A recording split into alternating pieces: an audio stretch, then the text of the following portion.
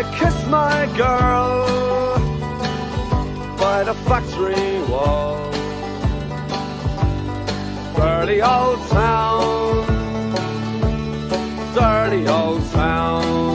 That was a clip of the song Dirty Old Town by the famous Irish band the Pogues. And now the band, who say they love Irish whiskey, are launching one of their own into the world with the help of a prominent Irish distiller, West Cork Distillers. And here to tell us more as St. Paddy's Day approaches is WSJ's Charles Passy with the Weekend Sip. Hi, Charles. Hey, great to see here. you. Yep. So we know the Pogues are fabulous musicians, but what do they really know about making whiskey? Well, I mean, they say they like to drink Right. whiskey. That's a good qualification. Yeah. What happened here is they were approached by a distiller about doing a whiskey. And they do have an affinity for Irish whiskey. I mean, seriously. I'm sure they do. Yeah, I don't doubt it. They said, why not? I mean, the Pogues it's sort of more of a punky kind of band, so you don't really think of them as a band that would do something in a more commercial vein, but this seemed to fit right for them. And what was the process like? Did they try a lot of different blends and pick one? You pretty much got it. Okay. Basically, they went through about, I think they said they started with about 6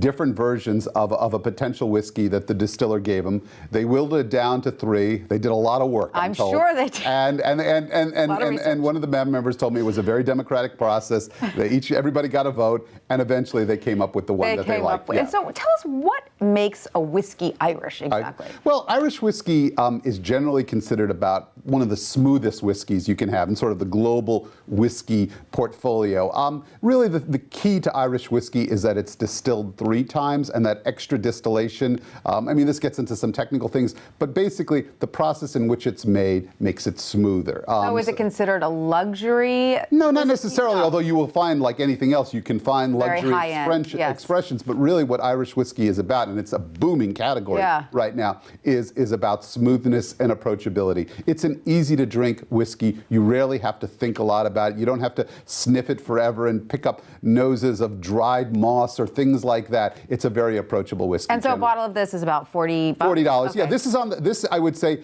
fits into somewhat of the higher end of Irish whiskeys. One might argue it's a little maybe overpriced for what it is, but you know, it's not a bad whiskey. Let's try it. Let's give it a try. And how is it best enjoyed? I would say, well, the guys say just enjoy it neat, but they like it with a side of Guinness too. All right, that works. Very smooth. Yeah, very smooth. Very smooth. Very nice. I mean, I get a little bit of like a butterscotch or buttercream kind of taste in it.